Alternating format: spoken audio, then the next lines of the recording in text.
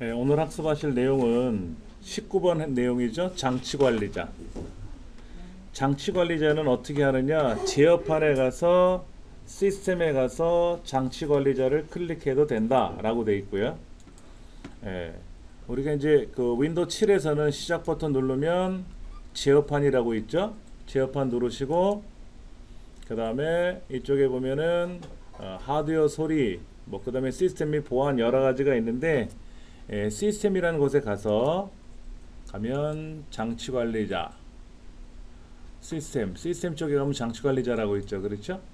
여기서는 지금 이 범주 그룹별 보기 말고 아이콘별로 보면은 큰 아이콘이든 작은 아이콘 보면 시스템이라는 글자 가나다 순회에서 나온단 말이에요.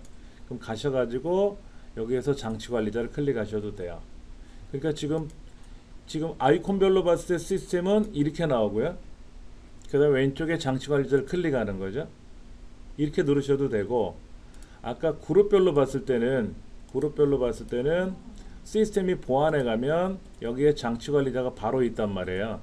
시스템 쪽에 바로 클릭하셔도 되고, 그 다음에 내 컴퓨터가 있잖아요. 내 컴퓨터에 가서 바로 가기 메뉴에 가면 관리라고 있어요. 거기 들어가도 장치관리자가 나옵니다.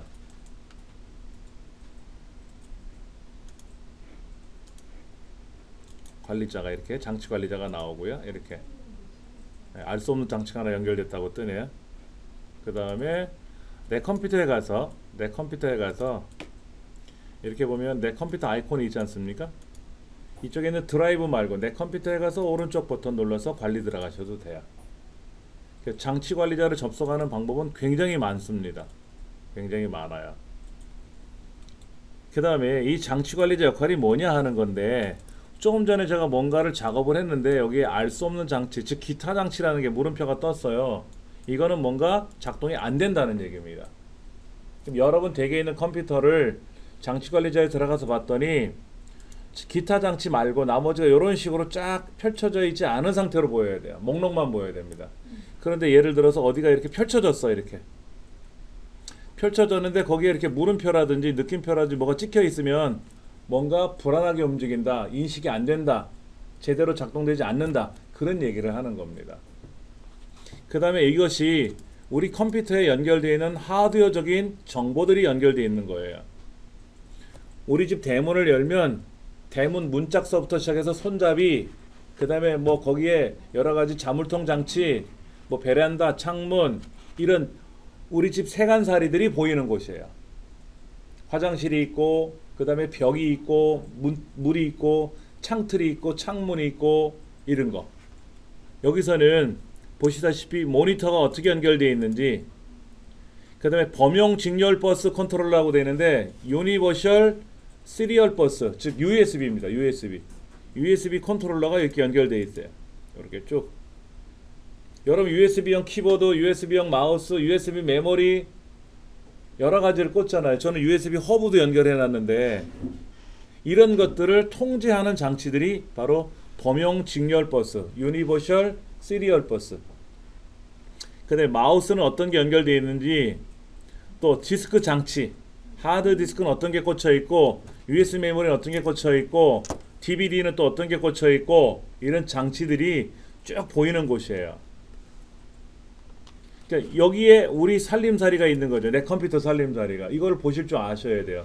그래서 만약에 컴퓨터에 뭐가 소리가 안 들린다 그러면 사운드 쪽을 보셔야 되고, 이런 것도 확인할 줄 아셔야 되고요. 그 다음에 서비스 센터에 문의하면 그쪽에 있는 헬퍼들이 장치관리자 한번 들어가 보세요. 장치관리자에 들어가면 사운드 쪽이 있을 겁니다. 거기 어떤 거를 가져서 오른쪽 버튼 눌러서 속성 봐주세요. 드라이브에 뭐라고 적혀 있나요? 이런 거를 물어봐요. 예, 그러면 그거는 옛날 거네요. 제가 파일 보내드리겠습니다. 메일 주소 알려주세요. 이런 식으로 대화를 나눠야 되고요. 왜냐면 삼성이나 LG 같은 경우는 가져가면 되는데, 델이나 이런 데는 HP 같으면 서비스 센터가 그렇게 많지가 않아요. 델은 서비스 센터는 온라인으로 대부분 해결합니다. 온라인으로. 그러니까는 물어보면 장치관리자가 뭔데요? 그러면 서비스를 못 받잖아요. 그렇죠. 그런 것도 아셔야 된다는 얘기죠. 컴퓨터에 설치되어 있는 하드웨어의 종류, 작동 여부 이런 것들. 그 다음에 아래 화살표가 표시된 장치는 사용되지 않음, 물음표가 표시된 장치는 뭔가 제대로 작동이 되지 않는 거, 느낌표가 표시된 장치는 뭐 이런 것들. 그래서 여기 보면 뭐 IRQ니 DMA니 뭐 이런 것들을 확인한다, 변경한다라고 했는데 과거에는 이걸 우리가 고쳤었어요. 프린터를 연결했어. 근데 작동이 안 되네. 알고 봤더니 IRQ가 충돌을 한대. 그럼 프린터에 연결되어 있는 IRQ를 바꿔야 돼. 과거에는 이거를 수작업을 했단 말이에요, 사용자들이. 그런데 이게 플러그 앤 플레이, PNP 기능 우리 했었죠, 첫날. 뭔가 장치를 연결하면 정확하게 제대로 인식한다 그랬지 않습니까? 작동한다 그랬잖아요. 그런 거에 의해서 이런 걸 이제는 안 해요. 얼마나 편한지 몰라요. 그러니까 이런 것들을 수작업으로 했던 시절에는 나름 저희들이 대접을 받았죠. 뭐가 안 되면 요거 좀 도와주세요 라고 하든지. 근데 지금은 프린터 사서 그냥 연결해서 프로그램 깔면 다 인쇄되잖아요. 뭐 USB 메모리 꽂아놓고 뭐 외장하드 꽂아놓고 뭐 연결하고 그냥 컴퓨터가 알아서 해주잖아요. 이제는 저희들이 설 땅이 없어요. 대신에 이제 저희는 나름 수작업으로 할 줄 아니까 좀 미세한 것들은 좀 도와드릴 수는 있는 거고, 그렇게 사용한다. 자, 문제 뭐가 나왔나요? 거기 컴퓨터 이름 것도 나와 있고요. 컴퓨터 이름이 아니라 제어판 장치 관리 제한 설명인데 옳지 않은 걸 고르시오. 문제가 있거나 불필요한 하드웨어 장치는 제거할 수 있다. IRQ니 DMA니 이런 걸 확인하고 변경할 수 있다.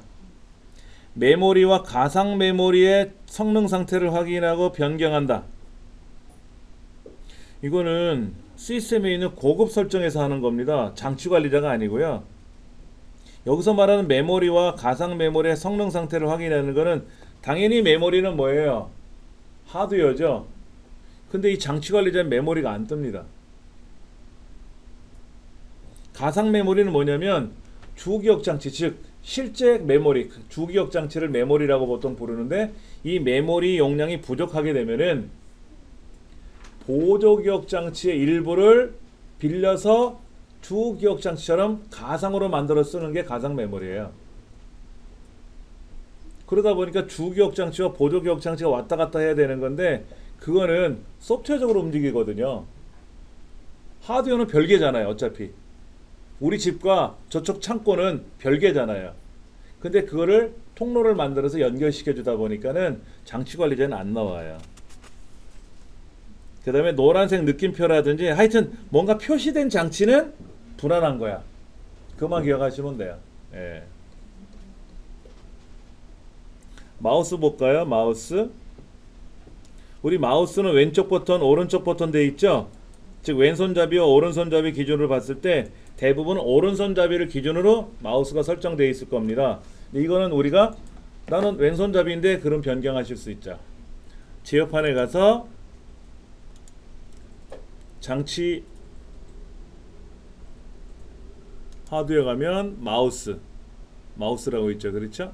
아니면 과거에는 이거를 범주별로 물어봤는데 왜냐면 이게 윈도우 칩으로 가면서 범주라는 개념이 사라지고 거기서는 이렇게 좀 다르게 나타나더라고요. 그러니까 바로 마우스, 가나다 순에 의해서 마우스를 클릭해서 마우스를 클릭해서 이 마우스에 있는 요거 단축 구성이라고 되는 걸 클릭하는 순간 왼손과 오른손이 왼쪽과 오른쪽 버튼의 위치가 바뀌는 거예요. 이제는 왼쪽 버튼 누르면 안 돼요. 오른쪽 버튼 눌러야 돼. 왼쪽 버튼 누르면 이렇게 바로 가기 메뉴가 뜨는 거예요. 바뀌었어요. 그러니까 여기서도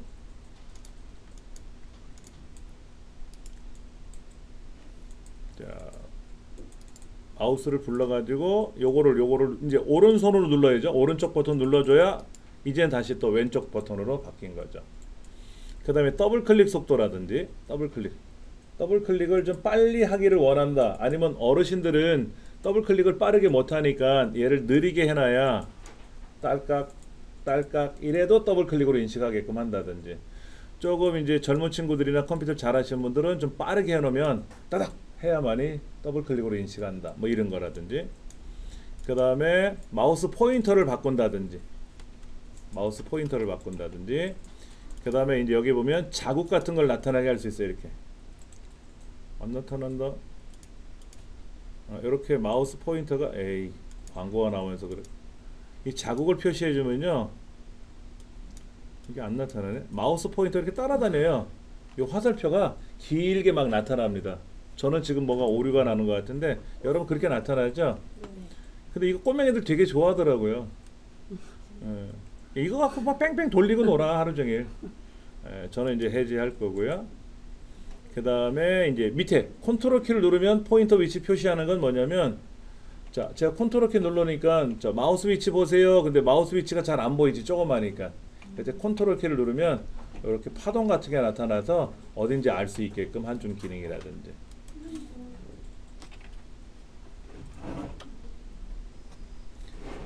휠을 얼마나 많이 오르락 내리락 하게 할 거냐, 그죠? 자, 이걸 체크했어요. 이렇게 한 번에 한 화면씩 하면은요, 여기서 드륵하면 이 화면 하나가 올라가요. 화면 하나씩. 근데 제가 이거 조금씩 위아래로 올리고 싶을 때는 얘를 한 번에 세 줄 정도로 하겠다라고 하면 이렇게 또록또록 움직이는 거죠. 제가 이거를 어제 5개로 바꿔놨더니 한꺼번에 드륵 올라가는 게 좀 양이 많아서 그런지 불편하더라고요. 보편 3개 정도로 고정적으로 써 왔었으니까 요런 거라든지. 자, 그런데 보세요. 제가 여기다 클릭했죠? 클릭하고 휠을 굴리면 여기서도 드르륵 올라가고 내려가요. 다른 데 클릭하면 이제 안 되겠지만은, 그리고 이제 확인 누르면 되겠죠. 마우스는 이제 그런 것들. 그 다음에 이제 키보드도 있잖아요. 키보드. 우리 키보드 많이 사용할 거 아닙니까? 이 키보드를 사용할 때 다시 제어판에 가면 키보드, 가나다 순에 의해서 키보드를 가보시면은 키보드도 기능이 되게 많아요. 어마어마하게 많습니다. 재입력 시간, 반복 속도, 뭐 커서 깜빡임 속도, 이런 말들이 보이는데, 커서라는 거는 우리가 어떤 거를 작업하기 위해서 여기 껌뻑거리지 않습니까? 글자를 쓸 때마다 뒤에 껌뻑거리고 쫓아다니잖아요. 그렇죠? 이걸 커서라고 하는데, 이 커서의 속도를 빠르게 하면은요, 깜빡 얘를 느리게 하면 껌뻑임이 없죠? 얘를 좀 더 이렇게 좀 하면은 껌뻑 그런단 말이야. 그래서 요것도 여러분들 그냥 인터넷상에서 글을 쓰려고 그러면 뭐가 껌뻑거리는 걸 느끼셨을 텐데, 그거를 우린 커서 껌뻑임 속도라고 해서 키보드에서 수정하는 겁니다. 그 다음에 이제 재입력 시간이라는 건 뭐냐면, 보여드릴게요. 제가 이거를 길게 할게요. 길게. 자, 제가 여기다가 A라는 글자를 누를 텐데요. A를 누르고 또 누르고 또 누르고, 이게 아니라 A를 누르고 있을 겁니다. 뚝 하고 A가 찍히죠. 우리 키보드로 글자를 누르고 있으면 글자가 쭉 찍혀 나가지 않습니까? 그런데 첫 번째 글자와 두 번째 글자 사이에 나오는 시간 간격, 뚝뚝뚝뚝뚝뚝 나오는데, 그거를 재입력 시간이라 그래요.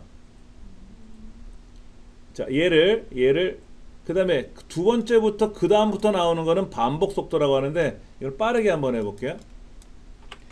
A 뚜루룩 찍혀나가죠.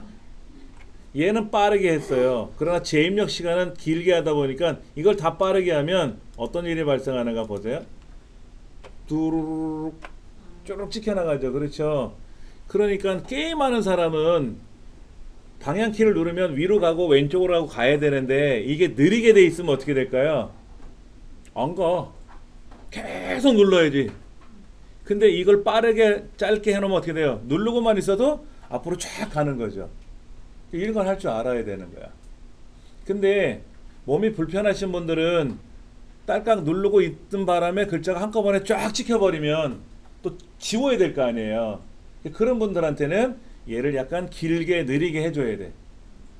그러니까 팔 쪽에 손에 지체 장애가 좀 있으신 분들은, 그러면 하나씩 하나씩 눌러야만이 갈 수 있게끔 하는 게 좋겠고, 보편적인 사람들은 보편적으로 이건 중간 정도로 돼 있었을 거예요. 이렇게 돼 있었는데 저는 유난히 좀 빠르게 하는 걸 좋아해서 이렇게 해놓은 거고요.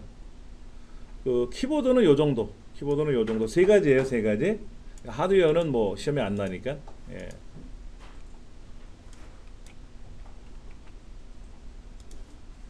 재입력 시간이라든지 반복 속도라든지 깜빡임 속도라든지 뭐 이런 것들을 확인할 수 있다는 얘기죠. 여기서도 시험에 좀 나오는 것들이 있는데요. 우리 다음 페이지 넘겨보시면 윈도우 마우스 속성 대화 상자에서 설정할 수 없는 것은 있는데, 마우스 포인터의 속도, 마우스 포인트 모양, 키보드의 숫자 키를 사용해 마우스 포인터를 이동, 왼손잡이 방식으로 마우스 단추 변경. 뭐 같아요? 3번은 무슨 의미입니까? 오른쪽 숫자판 있잖아요. 오른쪽 숫자판을 마우스처럼 쓸 수 있는 기능이 있어요. 왜? 마우스를 못 만지는 사람이 있거든. 마우스를 잡고 좌우상하로 움직여야 되잖아요.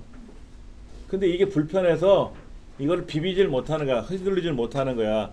그래서 숫자판에 있는 거를, 숫자를 가지고 4자를 누르면 왼쪽으로 가고, 8자를 누르면 올라가고, 7자를 누르면 11시, 10시 반 방향 쪽으로 이렇게 2, 4분면 쪽으로 가고, 5번 누르면 선택이고, 5번을 2번 누르면 더블 클릭이고, 이렇게 해주는 기능이 있어요. 어디에? 장애인을 위한 내게 필요한 옵션. 예전에 윈도우 XP에서 내게 필요한 옵션에서 휠체어 그림이 그려져 있었고요. 지금은 접근성이라 그래요. 그 접근성. 우리 센터도 여기 출입구에 보면 언덕이 있잖아요. 계단이 있으면 휠체어로 못 올라오잖아요. 그런 걸 접근성이라고 하거든요. 공공기관에 이런 접근성 시설이 안 돼 있으면 난리 납니다. 컴퓨터도 이게 돼 있어야 돼요. 접근성 기능이. 근데 지금 이 문제는 접근성에 관한 문제입니다. 마우스하고 상관없는 거예요. 그 다음 키보드의 속성에 관한 것 중에 문자 재입력 시간, 문자 반복 속도, 스크롤은 뭐 하는 거야? 스크롤. 휠을 굴렸을 때 움직이는 게 스크롤 아닙니까? 이건 마우스 이 얘기겠지, 키보드가 아니라. 그런 거를 감안한다면 나름 조금 신경 써보시면 문제를 풀 수 있는 것들이고요. 2018년도 상시 시험에 나왔다 그러고 그렇게 나왔다고 하네요. 이제 20일 보니까 접근성 얘기 나오네요. 접근성이라고 하는 게 이렇게 나와 있네. 접근성. 신체 장애가 있거나 컴퓨터에 익숙치 않은 사람들을 위해서 나름 편리하게 접근할 수 있게끔 해주는 기능이에요. 예를 들면 이런 것도 있죠. 난 청각적으로 불편해. 잘 안 들려. 안 들리니까 어떻게 할까요? 볼륨을 크게 올리겠죠. 스피커 볼륨을. 그래서 뭐가 오류가 나면 쿵 소리가 나는데, 보편적인 사람 소리들은, 일반 청각이 불편하신 분들은 볼륨을 크게 올려놓으니까 쾅쾅 하고 소리가 나겠죠. 그 사람은 들을 만한데 주변 사람은 어떨까요? 경기 일으킬 수 있겠잖아요. 그래서 그런 청각장애인들은 오류가 발생하면 소리만 나는 게 아니라 화면이 덜컹거려요. 화면이 흔들리는 거야. 흔들리면 뭐 오류가 났구나 라든지 이렇게. 그 다음에 모니터가 필요 없는 사람들은 누가 있을까요? 시각장애인들은 화면 장치가 필요 없잖아요. 그 저시력자들도 있어요. 저시력자들은 화면이 필요하긴 필요한데 글자를 크게 봐야 보인단 말이에요. 이런 분들은 나레이터 켜기라 그래서 이런 글자를 음성으로 출력해 주는 기능이라든지, 그 다음에 오디오 설명 켜기라는 말이 있어요. 여러분 비디오에서 발생하는 상황을 말로 설명해 주는 게 있습니다. 시각장애인들 영화 보셨어요? 시각장애인들이 보시는 영화, 근데 mp3로 돼 있어요. 소리로 돼 있어. 영상이 아니라. 그러면 예를 들어서 뭐 배너라는 영화를 제작을 했다고 가정하면 이 배너에 등장하는 상황들 있잖아요. 지금 뭐 마차 경기를 한다 그러면 뭐 우두둑 소리가 나는데 우리는 보이니까 그렇지만 그분들은 안 보이니까 상황을 모르잖아요. 지금 뭐 로마 어느 경기장에서 마차 경기를 하기 위해서 이제 뭐 군인들이 들어오고 있습니다라든지 이런 상황을 녹음을 해서 넣어줘요. 그거를 들으면서 아 지금 마차 경기 하는 거구나. 그 다음에 지금 뭐 누가 채찍질을 때린다든지 이런 것들을 음성으로 상황을 설명해 주는 기능들이 있거든요. 이제 그렇게 영상을 제작을 해서 배포를 해요. 근데 여기서는 그런 거죠. 비디오에서 우리가 보면 드라마 같은 경우도 그렇고 뉴스도 보면 자막 올라가잖아요. 그러면 청각장애인들은 자막을 통해서 듣는 거지 않습니까? 그걸 봐야 되잖아요. 그런 것처럼 비디오에서 발생하는 상황을 음성으로 출력해주는 기능들이 있어요. 근데 그게 그 비디오가 그걸 지원해야 돼요. 아무 비디오나 다 되는 건 아니겠지. 그 다음에 또 색약, 생맹. 색깔 구별이 잘 안 되시는 분 있죠? 정록, 붉은색과 녹색을 구별이 안 되는 분들이 있어요. 연예인들 중에도 그런 분들이 있어요. 그런 분들은 옷을 본인이 골라 입는 걸 되게 힘들어 한대요. 코디가 이제 어떤 옷을 정해주면 그냥 입고 나가는 그런 형태. 예. 고대비가 그런 거예요. 색상이 약간 우리가 볼 때 좀 쭈글쭈글하고 이상해요. 우리는 좀 화려하지 않습니까? 이 색깔 주변 색깔들이 저 창 색깔도 그렇고. 근데 고대비를 설정해 놓으면 되게 어둠침침한 느낌도 들고 뭔가 좀 우리한테 적성에는 안 맞아. 그런데 그분들한테는 그게 잘 보이는 색깔이 되는 거예요. 대비가 잘 되게끔. 그런 것들을 윈도우 XP서부터 넣었어요. 그때는 이제 4개 필요한 옵션이라 해서 아까 말씀대로 장애인 그 휠체어 그림으로 나왔고, 이 휠체어 그림이 나오니까 조금 보는 사람 입장에서 장애인에 대한 인식이 잘 돼 있는 사람은 상관이 없는데 이거 뭐야? 뭐 장애인들이 이걸 하는 거야? 장애자들이 쓰는 거야? 뭐 이렇게 오해할 수도 있어가지고 접근성이라는 이름으로 바꿨습니다. 그 다음에 이제 화면을 확대시킬 수도 있어요. 저시력자들은 글자를 좀 확대해서 봐야 되거든요. 그래서 가정에서는 돋보기 같은 거를 큰 걸 놓고 모니터를 이렇게 앞에다 놓고 돋보기로 놓고 확대해서 보는 경우도 있는데, 이 컴퓨터 상에서는 돋보기 기능을 이용하면 좀 커집니다. 글자가 뭐 그런 거라든지. 그 다음에 커서도 껌뻑껌뻑거리는데 얇잖아요. 아까 보시다시피 요 커서가 껌뻑거리는 게 되게 얇지 않습니까? 그러니까 이게 안 보인단 말이야, 저시력자들은. 그러니까 저게 좀 두툼하게 움직이게끔. 그럼 보일 테니까 뭐 그런 기능이라든지. 그 다음에 이제 마우스가 없는 사람들, 마우스가 필요 없는 사람은 뭐가 있을까요? 아까 이렇게 좌우상으로 비비질 못하는 사람들은 마우스의 의미가 없잖아요. 그냥 키보드를 쓰거든, 키보드. 그럼 화상 키보드라는 기능을 불러내면 왼쪽에서 키보드가 동작을 해요. 그러면 우리 스마트폰에 있는 키보드 있잖아요. 그런 게 뜨죠. 그러면 마우스 갖고도 어떤 걸 못하니까 그걸 딸깍 누르게끔 하는 경우도 있고요. 예. 또 키보드를 이렇게 여러 개를 펼쳐놓고 우리가 써야 되잖아. 이게 106개 키인데 이거를 일일이 못 누르는 사람들은 마우스를 갖고도 딸깍 누르게끔 하는 경우도 있잖아요. 그럴 때 이제 화상 키보드라든지 한번 보여드릴까요? 제어판에 가면 접근성 기능이요. 접근성 센터라고 있죠. 그렇죠? 얘를 누르시면 접근성 센터라는 기능이 별도로 나오는데, 여기에 디스플레이가 없는 근데 저는 디스플레이가 필요하겠죠? 예. 그 다음에 이제 이거 키보드를 사용하기 쉽게 설정한다든지, 소리 대신 뭔가 시각적인 거를 표현한다든지, 여기 보면 뭐 화상 키보드 사용 이런 거 있어요. 화상 키보드 사용을 누르면 이렇게 키보드 그림이 뜹니다. 그럼 제가 메모장을 띄워놓고 여기다가 지금 이제 한글 상태인지 영문 상태인지 어떻게 확인하죠? 지금 이 상태가 한글인지 영어인지 어떻게 확인해요? 화면 제 아래줄 오른쪽에 보시면 시간과 날짜가 나오는데 거기에 가라고 찍히잖아요. 가. A, 가 이렇게 찍히잖아요. 그럼 거기서 제가 요거를 막 마우스로 눌렀더니 여기 홍 찍혔잖아요. 한자키 누르면 한자 오른쪽에 나오니까 한자로 바꿀 수 있고요. 예전에 실제 방송에 나오셨던 분 중에 한 분인데 그분이 방송국에는 못 나오니까 방송국에서 찾아갔어요. 이 몸이 화석처럼 굳었어요. 몸이 안 움직여. 그러니까는 손가락 몇 개 하고 오른쪽 손가락하고 눈동자하고 고개하고 입만 움직이더라고요. 근데 이분이 뭐를 하시냐고 봤더니 VJ를 해요. 그래서 인터넷상에서 사연을 보내주면 그 사연을 낭독해드리고 뭐 오늘의 음악 해서 뭐 그걸 틀어드리고 하는 그런 거를 인터넷에서 하시더라고요. 근데 모니터를 천장에다 매달아서 눈앞에 오게끔 해놨어요. 그리고 마우스 가지고 이 화상 키보드를 연결해서 이거를 딸깍딸깍 눌러가면서 대화를 하는 거예요. 말도 제대로 잘 못하시니까. 음식은 드시는데 말을 제대로 못하죠. 그러니까 무슨 사연을 보내면 여기다가 안녕하세요 이렇게 안녕 이런 식으로 일일이 써가면서 쉬프트 누르고 누르면 되겠죠. 그렇죠? 쉬프트를 한번 누르면 눌려 있는 상태예요. 이분들은 이렇게 해야지. 예. 이런 식으로 해서 또 엔터를 누르면 글이 넘어가고 이런 식으로 대화를 하면서 하더라고요.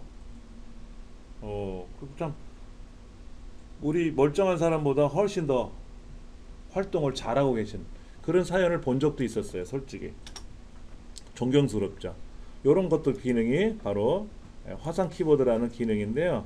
이 화상 키보드를 이용하면 바로 나오니까 되게 편리하게 사용할 수 있습니다.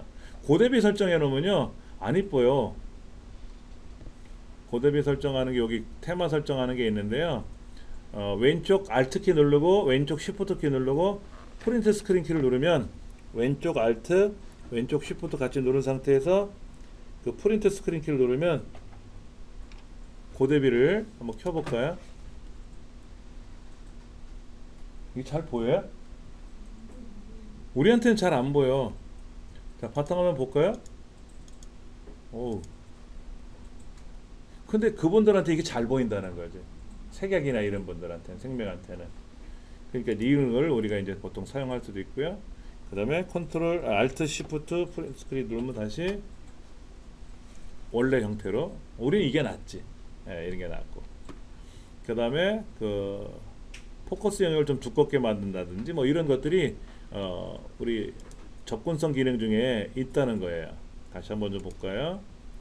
제어판에 가서 접근성 기능 여러 가지가 있어요. 고대비 설정도 있고요. 그 다음에 마우스를 사용하기 쉽게 설정하는 건데 이거 좀 크게 만든다든지 마우스 키가 그거예요. 마우스 키.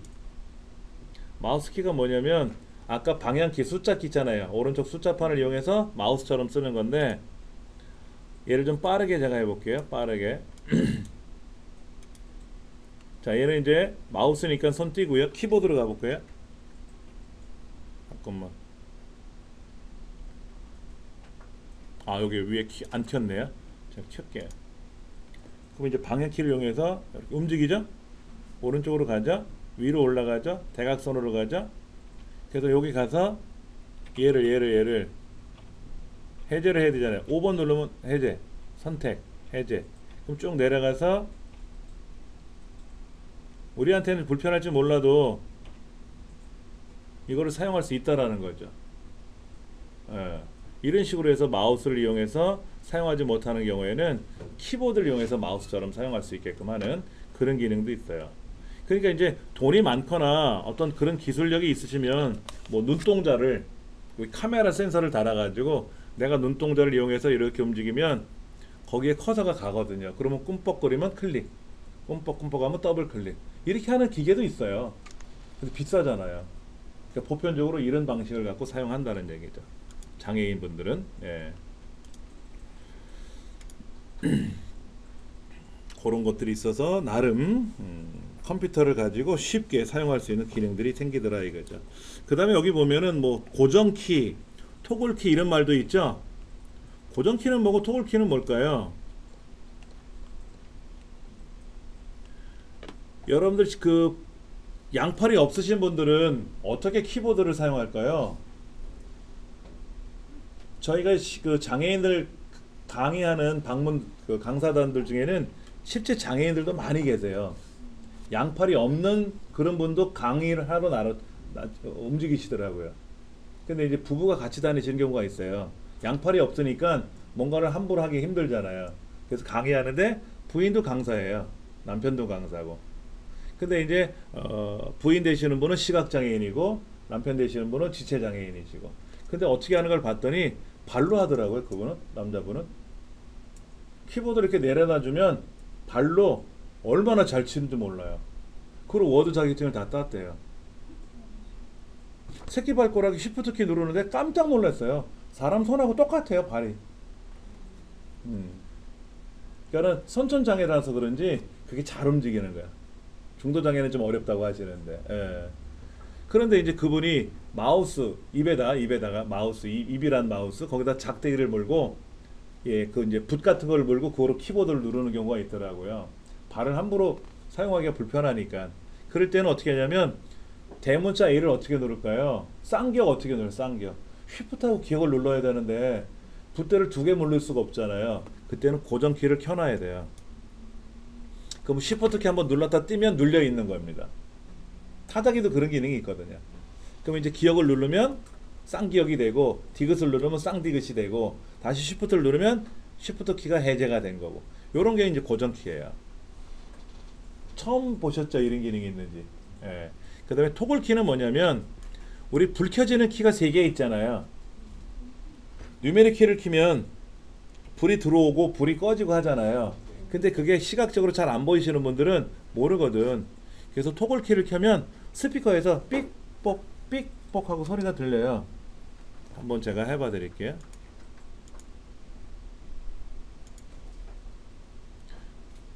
우리는 장애인은 아닌데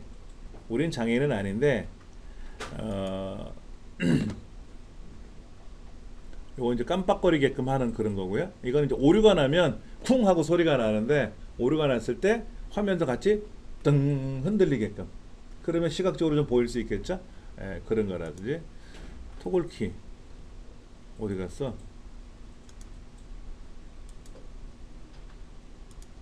토글키야. 키보드를 사용하기 쉽게 하는 거에 한번 가볼게요. 여기 보면 토글키라고 있죠. 토글키. 토글키를 사용하겠다라고 하면은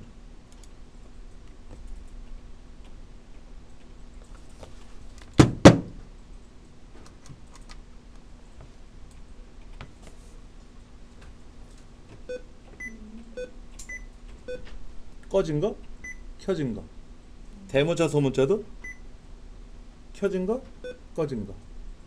이렇게 소리가 나니까 대신에 스피커가 있어야 돼요.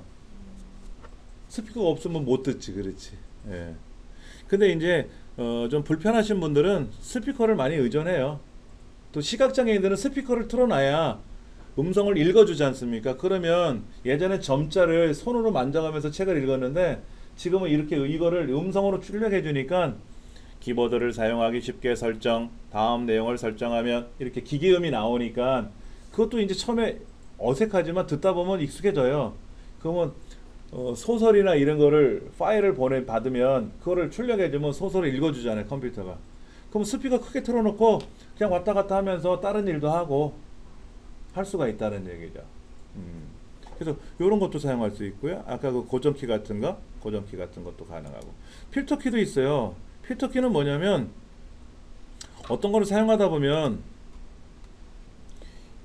아까 우리 그 쉬프트 키를 눌렀다가 띄어야 되는데 누르고 다시 눌러야 해제가 되는데 잘 모르잖아요. 눌려졌는지 안 눌려졌는지 모르잖아요. 그럼 이제 그런 것이 시간이 지나면 해제가 되잖아. 일정 시간이 지나면 원위치가 되게끔 한다든지 그런 것들도 있어요. 예. 그 다음에 이제 소리 대신 글자를 이제 소리를 읽어주는 것도 있고 그걸 화면에 이제 보여주는 기능이 있죠. 하여튼 이런 기능들 때문에 나름 장애인들이 저도 이 강의를 하기 위해서 시각장애인들, 청각장애인이나 시각장애인들 이런 장애인들을 위해서 강의를 하러 나갈 때 교육을 받아야 되거든요. 그냥 못해요. 근데 저희를 가르쳐 주러 오신 지도 교수님이 시각장애인이시더라고. 근데 몰랐어요. 지팽이도 안 짚고 오시고요. 30cm 안에 있는 거 보인대요. 벗어나면 안 보이는 거지. 근데 들어오시면서 안녕하세요 하고 인사를 하더라고. 누가 이렇게 옆에서 도와주면서 오는 게 아니라 그냥 문 열고 들어오시더라고. 그랬더니 안녕하세요 인사를 하더니 저 뒤에 계신 분 반가워요 하고 인사를 하더라고. 그래서 정상적인 사람인가 보다. 처음에 그랬지. 그리고 이 화이트보드에다가 칠판에다가 글자를 써요. 저는 누구입니다 글자를 쓰고 왔다 갔다 하면서 다 쓰더라고요. 알고 봤더니 그 위치를 다 외우는 거예요. 칠판 왼쪽 귀퉁이에다가는 자기소개를 쓰고, 그러니까 만져보는 거죠. 왼손으로 만져가면서 오른손을 쓰고, 중간에는 뭐를 썼는지를 기억을 하고 왔다 갔다 하면서 오른쪽에 제가 썼던 거 한번 다시 볼게요. 이거는 이렇게 해야 됩니다. 저렇게. 처음에는 장애인이 아닌 줄 알았더니 1급 시각장애인이야. 그 아까 뒤에 안녕하세요. 그 뒤에 안 보였던 거지. 근데 뒤에도 있잖아 사람은. 오, 굉장한 쇼맨십이 있어가지고 깜짝 놀랐었어요. 그래서 굉장히 오랜 시간을 그분한테 배워서 저희들도 이제 시각장애인 강의를 하고 지체장애인 강의를 나가는데, 그런 데서 보면은 그분이 하시는 말씀이 그거예요. 컴퓨터가 과거에는 이런 장애인을 위한 기능이 없었는데 이 기능이 만들어지니까 세상에 접근하는 기능이 너무 좋아졌다. 그래서 이 윈도우를 만들어준 사람도 고맙고, 컴퓨터를 세상에 만들게 해서 보여주게 한 사람도 너무 고맙고, 그런 얘기를 하시더라고요. 안 그러면 시각장애인들이 컴퓨터를 어떻게 만들겠습니까? 이런 기능이 없으면. 그런 것들도 얘기해 주시더라고요. 자, 문제 한번 볼까요? 포인터 자국 표시하는 건 뭐예요? 마우스 움직이면 포인터가 막 따라가는 거는 접근성하고 상관없었죠. 그냥 마우스 기능에 그게 있었잖아. 토글키, 고대비, 마우스 키, 이거는 접근성에 관한 기능들이에요. 그 다음 시각장애가 있는 사용자가 컴퓨터를 사용하기 쉽게 설정할 수 있는 거는 뭐다? 접근성이겠지. 접근성. 접근성이 어느 거냐라는 걸 묻는 게 아니라 그거를 접근성이라고 부른다 이거죠. 글꼴. 글꼴은 뭐냐? 글꼴이 뭡니까? 영어로 폰트라고 하죠. 폰트. 윈도우즈라는 폴더 안에 폰트스라는 폴더 안에 거기에 설치가 돼요. 글꼴의 종류는 굉장히 많습니다. 한글, 아래 한글 2000GC가 처음 개발할 때는 명조, 고딕, 샘물, 필기 4가지 글꼴밖에 없었어요. 아래 한글에. 근데 지금은 윈도우가 제공해주는 글꼴을 다 사용할 수도 있고요. 별도로 글꼴을 또 설치할 수도 있습니다.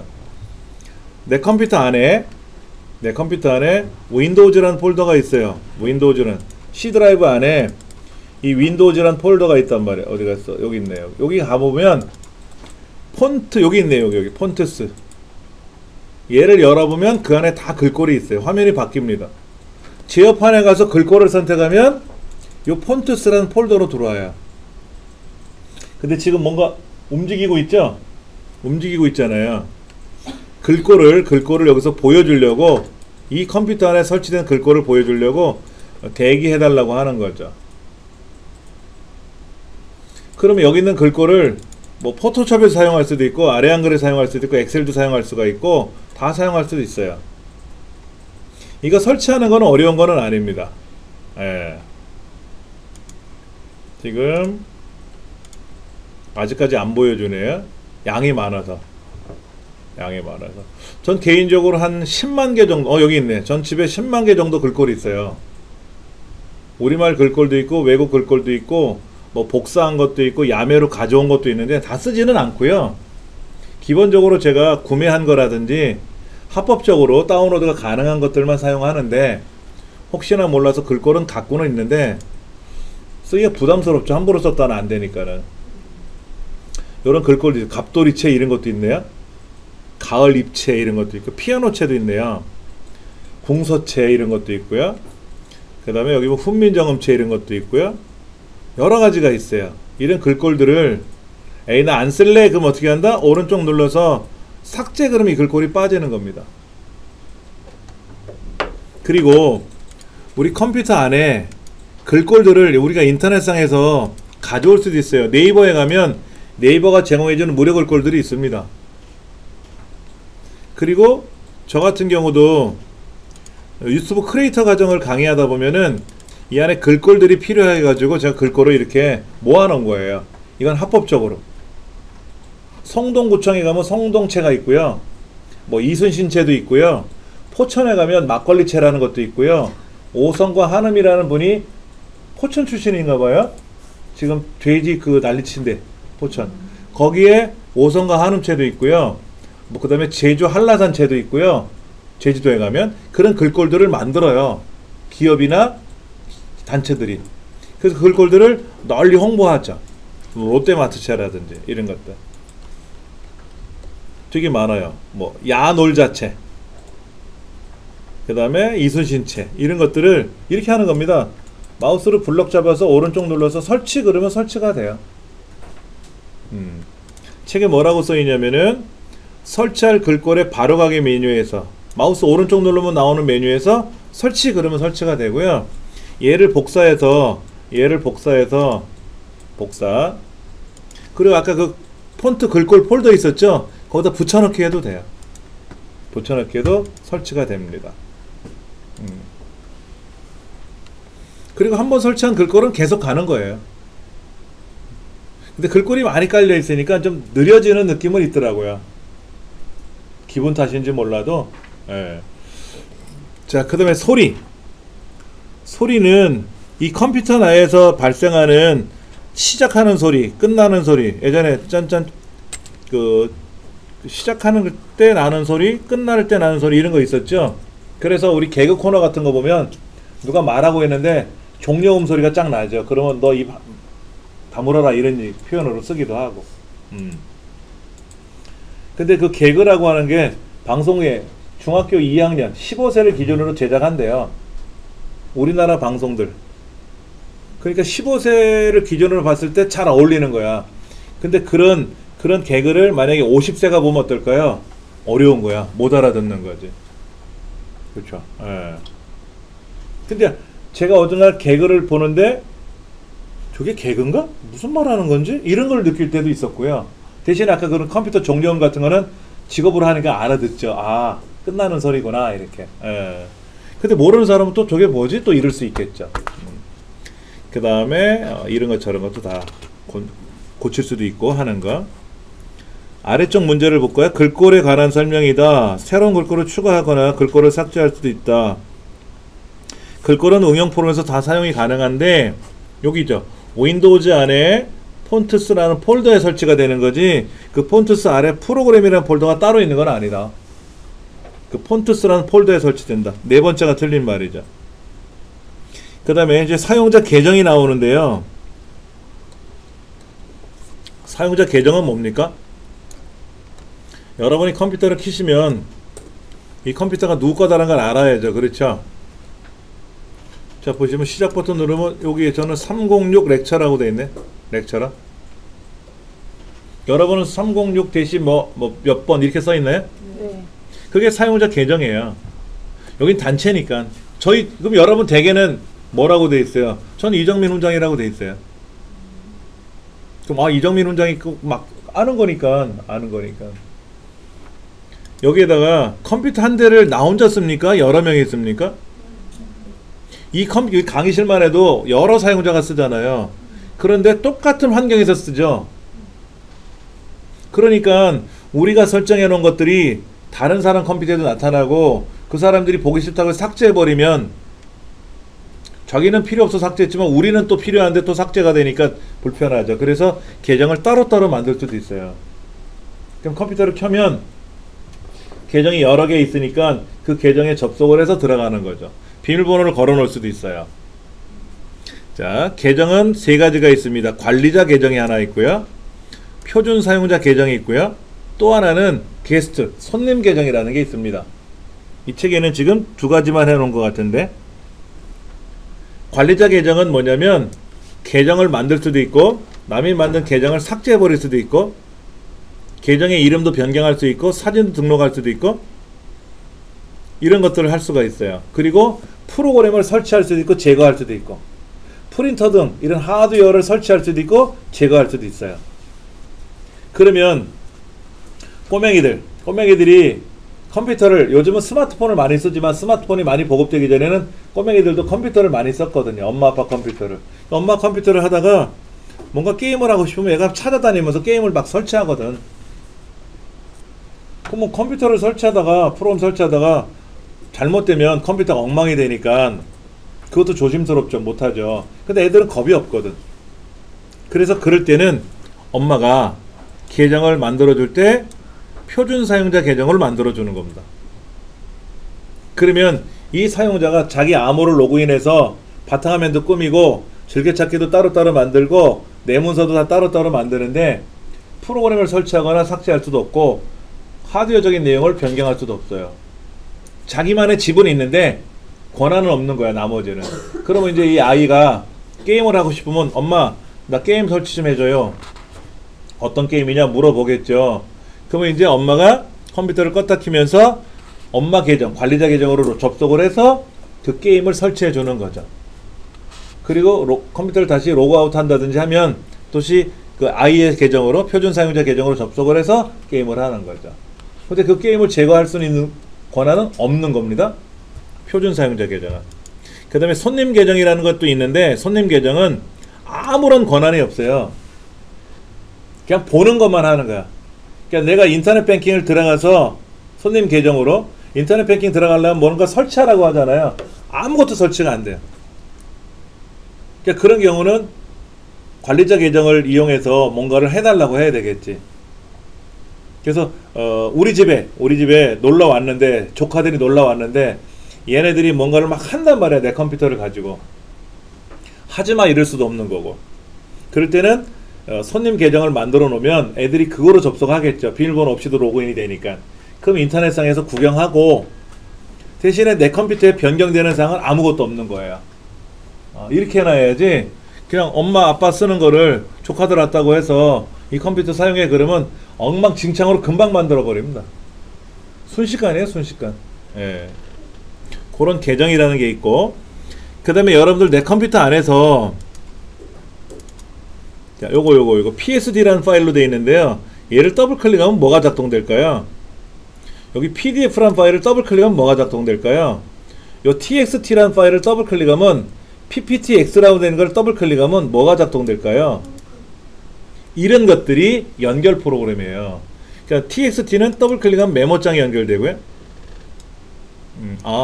우리 전산회계 선생님, 김금희 선생님 거네요. 그 다음에 여기 파워포인트, 요거죠. 그렇죠? 더블 클릭하면 파워포인트가 작동이 되고, 이렇게. 요거는 뭐야, 요거는.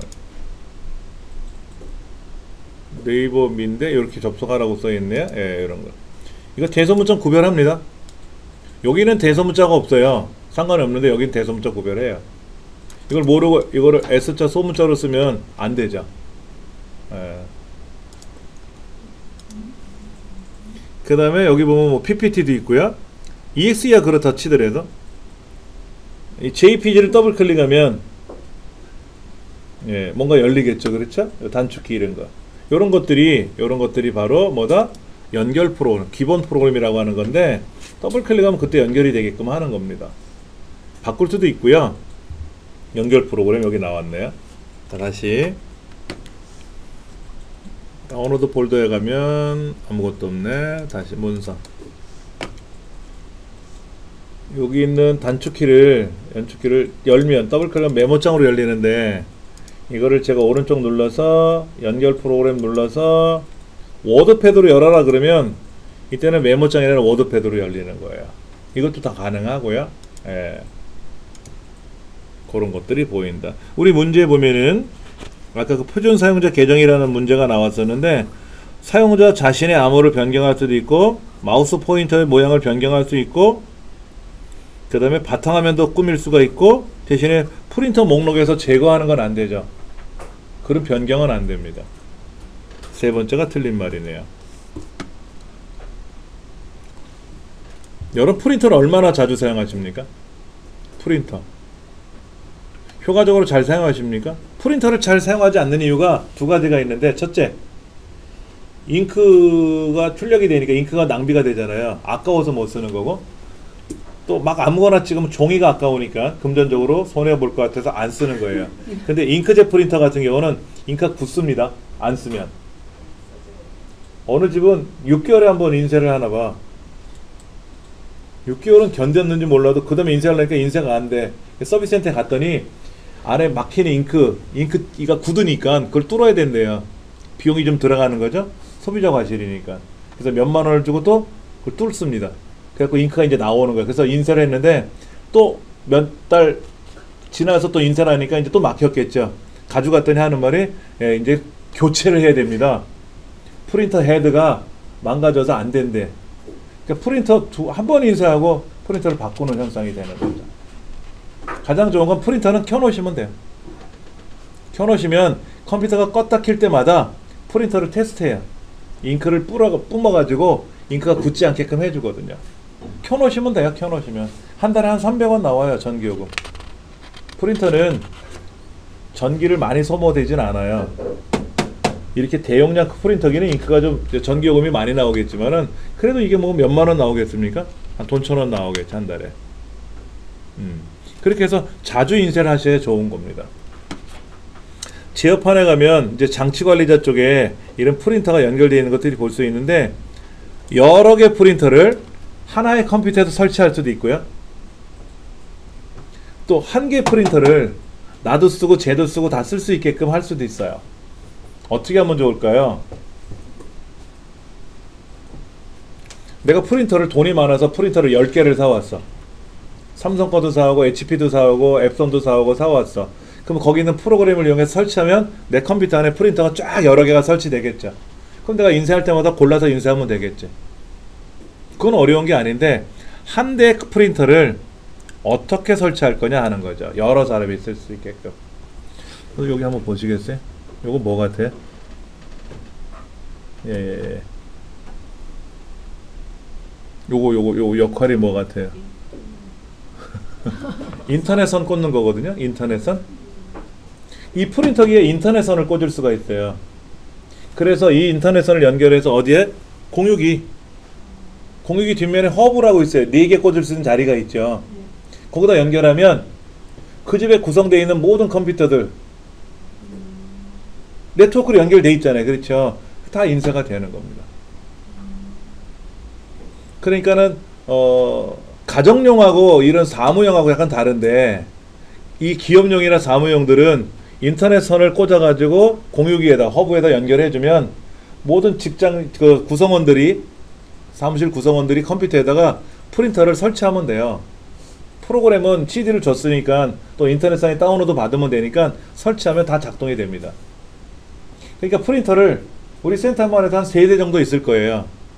입구에 하나, 중간에 하나, 끝에 하나 해가지고 왔다 갔다 하기 편하게끔 저 끝에 계신 분이 앞에서 인쇄해서 가져가기 불편하니까는 이제 중간에 동선에 따라서 한 3대를 두고 프린터로 인쇄를 하겠죠. 그게 지원이 안 됐던 시절에는 어떻게 했냐면 부장님 컴퓨터에다 프린터를 연결해요. 그래서 이렇게 하는 거죠. 장치 및 프린터에 가서 프린터를 설치해야 되는데 이 컴퓨터 안에 프린터가 없으니까 부장님 컴퓨터 프린터를 가져와야 된단 말이에요. 프린터 추가를 눌러요. 그래서 로컬 프린터는 직접 여기 연결하니까 쓰는 거 아니고 네트워크를 하는 거죠. 네트워크. 갔더니 여기 어느 사무실에 여기 프린터가 연결되어 있나 봐요. 이렇게 이게 지금 사무실에 있는 거죠. 아래층에 있는 거. 그럼 얘를 선택을 해서 제가 다음 눌러갖고 설치를 하면 얘가 설치가 돼요. 삐릭 해갖고 설치를 하죠. 지금요. 그게 뭐였지? 뭘 설치한 거야? WSD라고 써있는데 보자. 요거는 지금 이 프린터기고, 이 프린터가 요거다. 얘가 HP. 얘가 HP고요. 기본 프린터로 설정해버리고, 그 다음에 아까 뭐를 삐릿 해갖고 제가 설치했죠.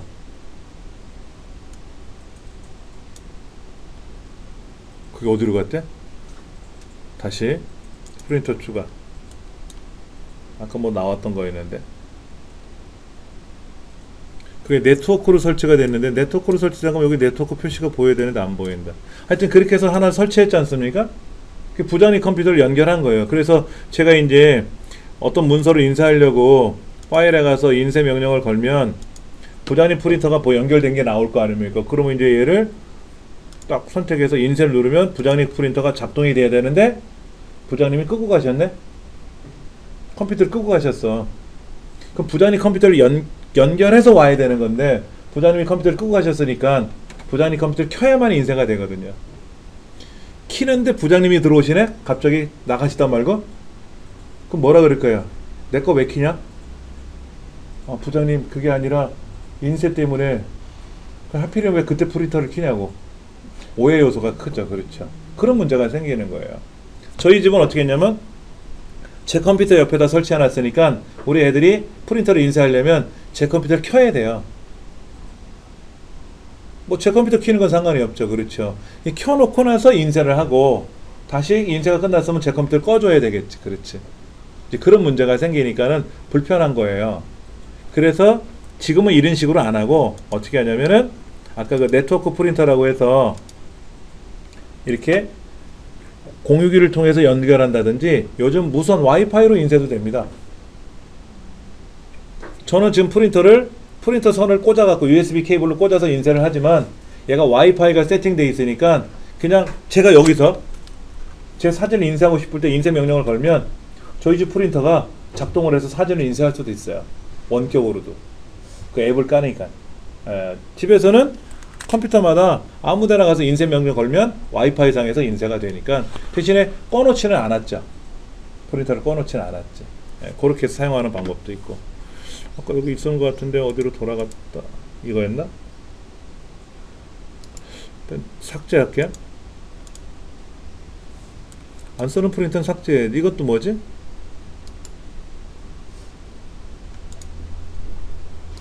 이것도 프린터 필요 없으니까 삭제할 거고. 이건 뭐지? 요게 프린터 요거 맞는데 이건 뭔지 모르겠네요. 352요? 아, 이것도 똑같은 거구나. 그림이 약간 달라서 그런 거지 3525라는 말은 똑같이 들어가 있네요. 그러면 냅두면 되겠네요. 예. 자, 그런데 이 로컬은 뭐예요? 로컬? 이 컴퓨터 직접 연결하는 프린터인데 이거는 뭐라고 써있냐면은 그냥 로컬 프린터라고 하는 개념이 아니라 USB로 우리 연결해서 인쇄하죠. 요즘은요. 그거는 얘를 쓰는 거 아닙니다. 우리가 삼성 프린터를 사왔단 말이야. 그러면 거기에 USB 케이블로 연결해서 내 컴퓨터에 연결해서 작동을 할 거 아닙니까? 그건 얘를 누르는 게 아니라 아주 오래된 프린터 포트라는 게 있어요. USB가 아니라. 그런 구형 프린터를 연결할 때 쓰는 겁니다. 로컬이라는 말은 그냥 내 컴퓨터에 직접 연결하는 걸 로컬이라고 하는데 이거로 연결하는 게 아니라 그 프린터를 박스를 개봉해 보면 거기에 설명서가 나와 있거든요. 그 설명서대로 설치하시면 돼요. 근데 여기 나와 있는 목록들은 아주 옛날 것들이에요. 20년 전 거 뭐 이런 것들. 이걸 가지고 인쇄하지는 않지 요즘은. 네. 네트워크 프린터는 아빠 컴퓨터 연결되어 있는 프린터를 내가 내 방에서 인쇄한다든지 할 때 쓰는 거라든지 이런 거. 아니면 와이파이로 연결되어 있는 프린터기를 쓴다든지 이런 것들. 네. 그렇게 사용할 수 있다라는 거죠. 프린터마다 이름을 자연스럽게 붙여지지만 이름을 우리가 고쳐서 사용할 수도 있고요. 네트워크 프린터를 설치하면 다른 컴퓨터 연결된 프린터를 마치 내 것인 것 마냥 사용할 수 있다. 이런 것도 됐고. 그런데 이제 아빠 입장에서는 이 프린터를 설치해 놓고 나서 공유 기능을 활성화시켜 놔야 돼요. 공유를 걸어 놔야 자네들이 그 아빠 컴퓨터를 연결해서 설치하는 거죠. 근데 아빠가 프린터를 설치해 놓고 공유를 안 해놓으면 어떻게 될까요? 아빠만 쓰겠다는 얘기죠. 근데 프린터를 설치하면 자연스럽게 공유가 설정이 들어가 있습니다. 해제만 하지 않으면. 로컬은 직접 연결되어 있는 프린터를 로컬이라고 부르고 네트워크는 내 것이 아닌 남의 거를 연결할 때 쓰는 게 네트워크고 뭐 이런 거고. 그 다음에 기본 프린터는 뭐예요? 프린터가 아까 보시면 여러 개 있었잖아요. 여기 실제 프린터는 하나죠, 이거. 근데 프린터가 없는 가정에서는 어떻게 될까요? 프린터가 아무것도 없으면 엑셀에서 미리 보기가 안 돼요. 인쇄 미리 보기가. 프린터 자체가 없으면 안 됩니다. 그래서 이렇게 가짜 프린터들을 만들어 놔줘요. 가짜 프린터기들을. 그러면 미리 보기가 되거든요. 이거는 이제 PDF라고 하는 PDF로 변환하는 기능 뭐 이런 건데 이걸 한다고 해서 인쇄가 되는 건 아니죠. 파일로 저장은 가능한 건데 이건 실제 물리적 프린터고 그렇게. 예. 또 팩스를 보낼 수도 있습니다. 팩스를 보낼 수도 있어요. 팩스 아시잖아요. 모사전송이라고 우리말로 써 있는데 팩스가 어떻게 돼 있습니까? 전화선이 연결이 안 돼 있으면 못 보내잖아요. 예, 가상 인터넷상으로 가상 번호를 받아서 그걸 보내고 받을 수도 있습니다.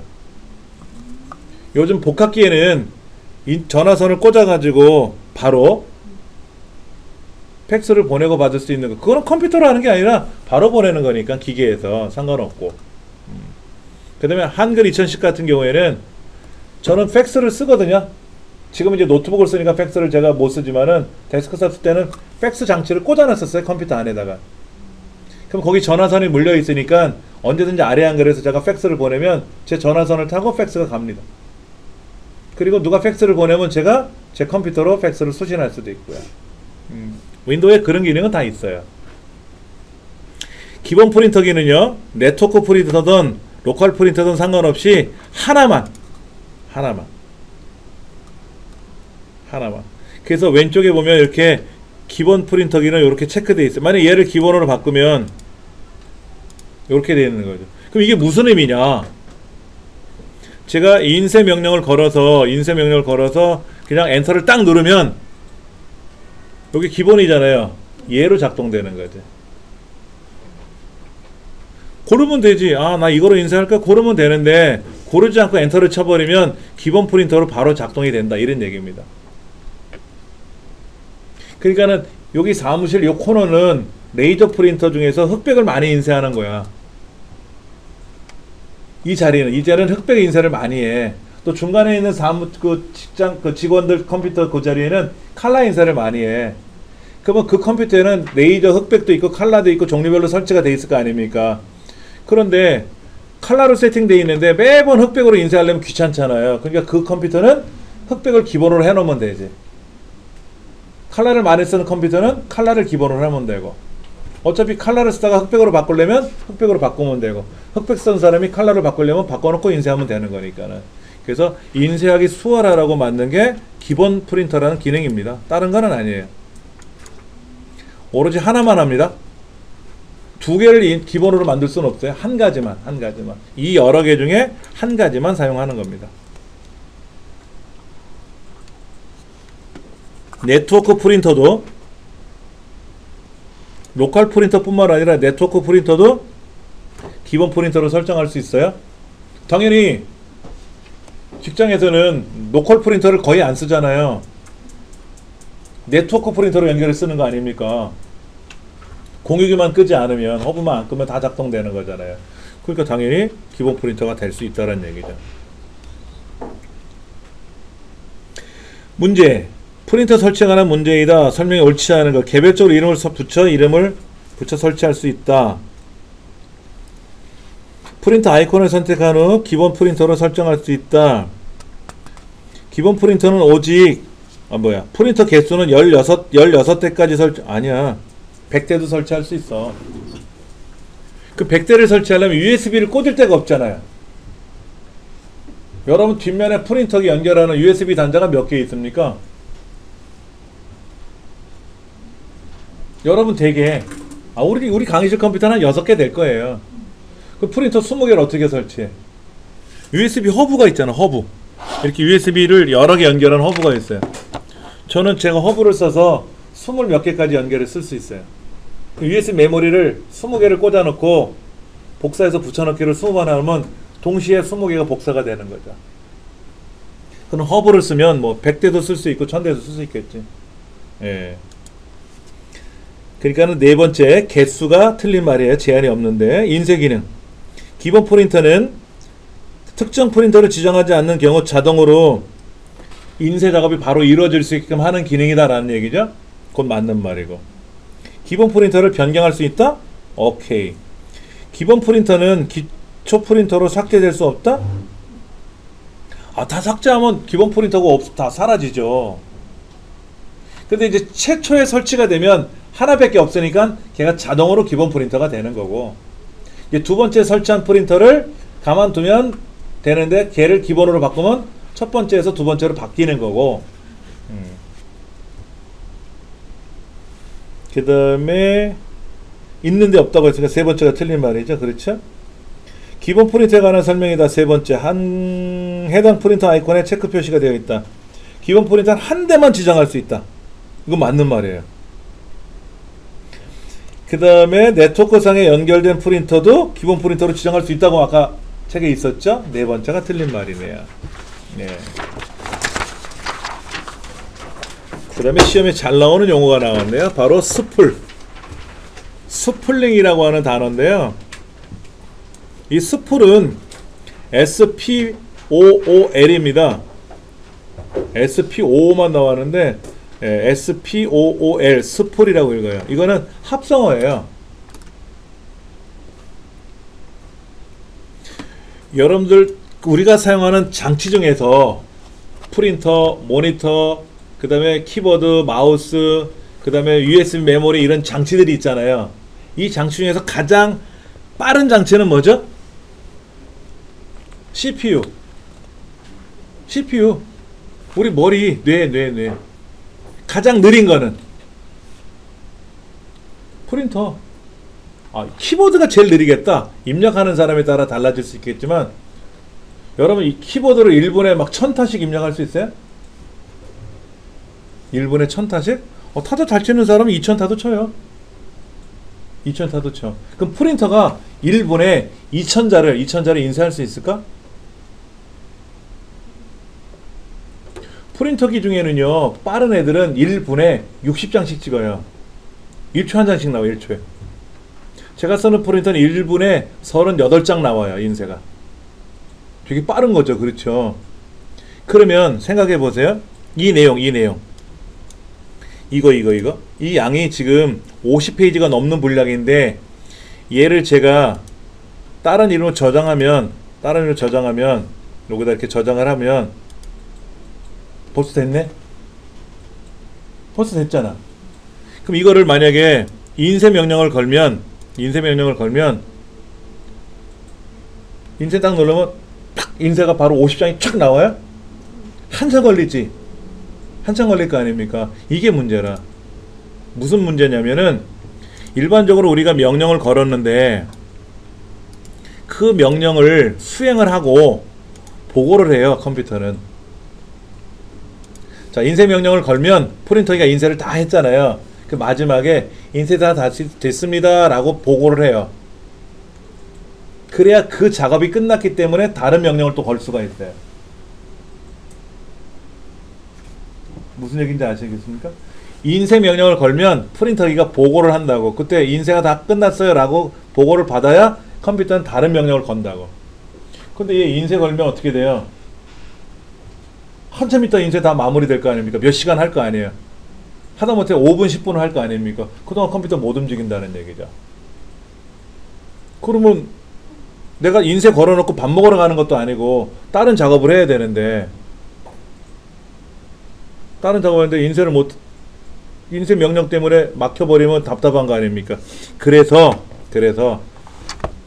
그림을 또 그려드려야 되겠네. 그림 실력이 원 없어서. 자, 여기 이제 본체가 있어요. 본체가 있고 여기 이제 프린터가 있단 말이에요. 프린터가. 그럼 인쇄할 명령을 여기다 이렇게 전달을 하면 얘가 이제 인쇄를 짜르륵 하고 나서 마지막에 보고를 딱 할 거 아닙니까? 요 사이에는 작동이 안 된다는 얘기죠.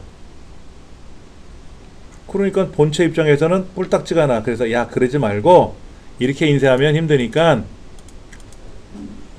요 안에다가 버퍼를 하나 두자. 버퍼. 임시 공간을 하나 두자. 그래서 인쇄 명령을 걸면 직접 인쇄하지 말고 여기에다 인쇄하는 것처럼 전달을 해. 그러면 아까 제가 복사하는 거 금방 됐잖아요. 그렇죠? 그렇게 인쇄할 양을 여기다 전달해 버리는 거예요. 여기다 전달하면 인쇄가 금방 후딱 될 거 아닙니까? 그러면 얘가 뭐 인쇄 다 됐어요 하고 보고할 거 아닙니까? 그래? 그럼 이제 얘는 또 다른 일을 할 수 있겠지. 그때 얘가 천천히 전달을 하는 거야. 왠지 어떤 애는 빠르고 어떤 애는 느리면 답답한 거 아닙니까? 느린 거에 맞춰줘야 되잖아요. 느린 애 보고 빨리 하라고 할 수는 없잖아. 그렇지? 그렇게 해서 해주는 거를 스플 기능이라고 부르는 거예요. 저속의 프린터가 고속의 중앙처리 장치 CPU를 감당을 못하는 겁니다. 그러다 보니까 인쇄 명령을 걸면 끝날 때까지 기다릴 수밖에 없는 거예요. 그래서 그렇게 하지 말고 같이 병행 처리할 수 있게끔 뭔가를 하나 만들어 주자. 그래서 그거를 영어로 이렇게 블라블라블라블라블라 이렇게 써준 거지. 이런 기능을 이용해 주면 직접 프린터로 전달되는 게 아니라 인쇄할 내용을 먼저 버퍼 임시 공간에다 저장을 하고, 그럼 이제 컴퓨터가 이제 다른 작업을 할 때 잠깐 쉬는 시간이 있을 거 아니에요. 그때 이제 틈틈이 프린터로 전달을 하는 거지. 전달할 때 한 글자씩 보내는 게 아니라 한 2페이지, 3페이지 보낸단 말이야. 그럼 이제 프린터기는 그 데이터를 받아서 인쇄를 막 하고 있다가 또 새로운 데이터가 들어오면 또 마저 인쇄하고 이렇게 하는 거죠. 이렇게 하면 되게 편하다. 그래서 스풀 할 때는 통째로 얘를 전달을 해서 스플링을 한 후에 전달하는 방법이 있고, 한 페이지씩 보내가지고 인쇄하는 방법이 있고. 근데 이제 한 페이지씩 보내려면 하나 보내고 인쇄하고 하나 보내고 인쇄하는데 못 보내면 인쇄가 안 되는 거죠. 대신에 조금씩 보내니까 내 컴퓨터 작업할 때는 수월해요. 아래 한 거는 이렇게 해요. 한 페이지씩 보내요. 근데 이런 아도비 아크로벳 얘들은 제가 인쇄 명령을 걸잖아요. 이렇게 인쇄 명령을 걸면 이렇게 전달이 되지 않습니까? 이렇게 모든 페이지가 50페이지 분량이 한꺼번에 가는 거예요.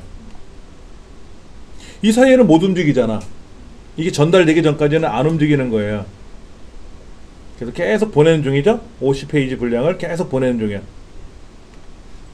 지금 꺼놨으니까 제가 한 겁니다. 켜놓으면 또 막 작동되면 안 되니까. 이제 전달이 다 됐잖아요. 그렇죠? 그럼 이제 저는 얘를 또 작업해야 될 거고, 그때 프린터기는 알아서 짝짝짝짝 인쇄해 주겠지. 그러니까 얘는 전체를 스플링해서 보내주는 기고, 아래 한글은 보통 한 화면씩 몇 개 페이지씩 보내는, 그렇게 약간 달라요. 그러면 이쪽에 여기 프린터 아이콘이 떠 있어요. 프린터 아이콘이 여기 프린터 아이콘이 떠 있어 가지고 여기에 지금 인쇄할 게 요것도 하나 걸려 있네요. 요것도, 이건 제가 방금 전에 보낸 거고요. 50페이지 분량 되는 거를, 요거는 누군가가 보냈던 거야. 9월 17일날 인쇄 명령을 걸었네. 그럼 얘 때문에 얘가 못 나가잖아요. 얘가 인쇄할 내용이 한 100페이지야. 그러면 제가 급하거든. 그럼 어떻게 돼? 너 멈춰. 또 가만히 있어. 그러면 제 거부터 인쇄되는 거예요. 제 거부터. 제가 한 500페이지 인쇄를 해야 되는데 갑자기 김대리가 오더니, 과장님 저 2페이지인데 먼저 인쇄하면 안 돼요? 그럼 기다려, 500페이지 하는 중이니까. 이럴 수는 없잖아요. 그럼 잠깐만 하고 얘를 멈춰, 중지. 그럼 이제 김대리가 인쇄를 할 거 아닙니까? 그럼 2페이지 분량 먼저 쫙 인쇄가 되겠지. 인쇄 다 됐어? 알았어. 그럼 나 다시 한다. 다시 시작. 그럼 마저 인쇄가 되고. 이렇게. 그런데 요거 인쇄 안 할 건데 모르고 인쇄 걸었거든. 그러면 취소. 그럼 걔 건 사라졌죠. 그렇죠?